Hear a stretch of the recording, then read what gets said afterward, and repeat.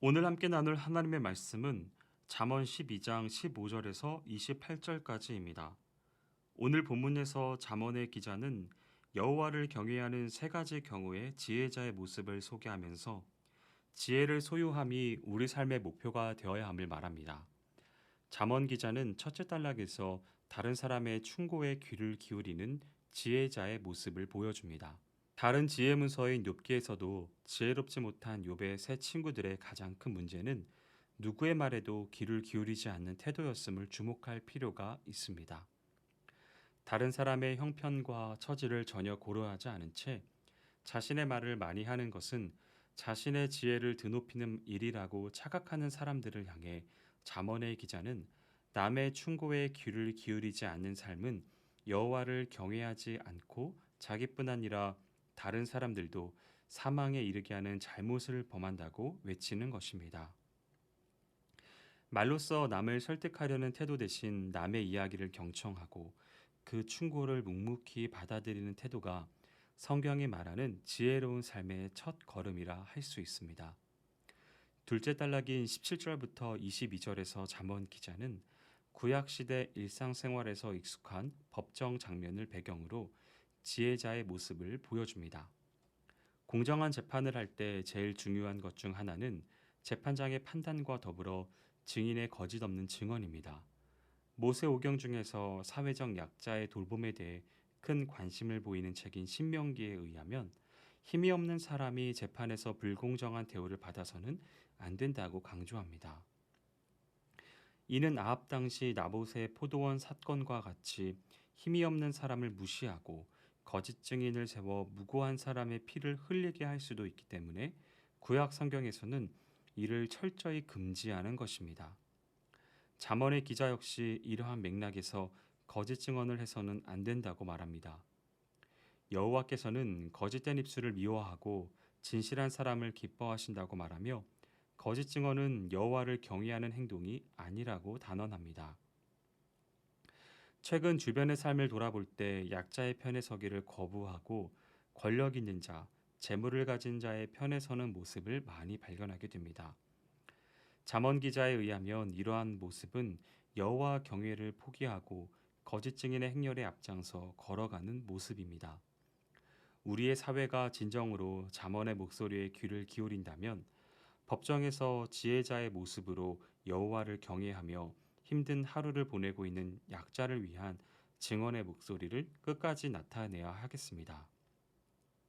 셋째 단락인 23절부터 28절에서 잠언 기자는 여호와를 경외하는 지혜자의 결말이 생명으로 끝나게 됨을 말합니다. 지혜로운 사람과 어리석은 사람의 많은 대조를 통해 잠언의 기자는 그 결말로 지혜자는 생명으로 어리석은 자는 사망으로 결론짓게 된다고 말합니다.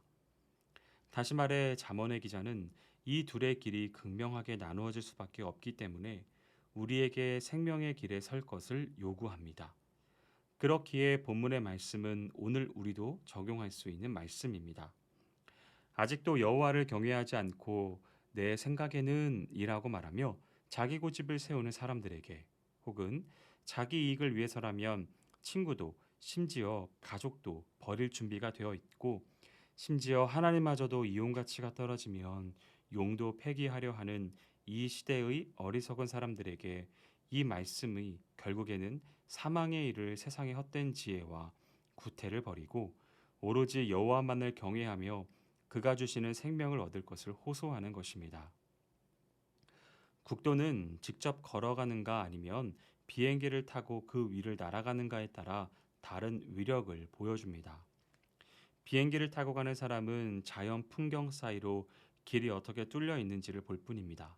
그에게 길을 그 주변의 지형과 동일한 법칙에 따라 펼쳐지죠. 길을 걸어가는 사람만이 그 길의 영향력을 경험합니다. 걸어가는 사람에게 길은 돌아서는 길목마다 아름다운 전망을 볼 수 있는 곳, 숲속의 빈터, 전경들을 불러냅니다. 속도, 빅데이터, 인공지능 등이 편리하고 빠른 길로 우리를 안내하고 있습니다. 클릭 한 번으로 일을 처리합니다. 스마트하고 바쁘게 돌아가지만 우리에게 찾아온 불청객이 있습니다. 바로 부지런한 게으름입니다. 도보 여행과 비행기 여행은 전혀 다른 풍경을 보여준다고 했습니다. 비행기는 정해진 길, 동일한 풍경만 경험할 뿐 그 속의 세세한 것들을 소개하지 않습니다. 빠르고 편리한 길은 그만큼 놓치는 것이 많은 여행이 될 수밖에 없습니다. 10일 동안 이탈리아를 경험하는 것과 10일 동안 유럽 10개국을 여행하는 중에 만나는 이탈리아는 분명 다를 수밖에 없습니다. 부지런한 게으름은 동일한 패턴에 안주하는 것입니다. 부지런히 일하는 것 같지만 보안은 발견하지 못합니다. 천천히 멀리 돌아가는 그 길에 보이는 길이 있습니다. 하나님의 지혜도 천천히 묵상하고 상고하다 보면 지혜를 발견하게 될 것입니다. 이 지혜 안에서 풍성한 은혜와 기쁨을 경험할 때 우리는 놀라운 신비로 초대되는 은혜를 누리게 될 것입니다. 바라기는 오늘 본문이 주는 유익과 풍성한 은혜를 곱씹으시면서 하나님이 신비스럽게 예비해 놓으신 것들을 경험하는 시간이 되시기를 주님의 이름으로 축원드립니다. 기도하겠습니다. 사랑과 은혜가 많으신 하나님 아버지, 우리 가운데 이 잠언의 지혜를 허락해 주신 은혜로 인하여 감사드립니다. 이 바쁜 상황과 삶 속에서 천천히 주변의 것들을 돌아보게 하시고 그 가운데서 하나님이 인도하신 것들을 잘 누리는 귀한 지혜자의 삶을 살아갈 수 있도록 인도하여 주시옵소서. 행하실 주님을 기대하오며 모든 말씀 예수님의 이름으로 기도합니다. 아멘.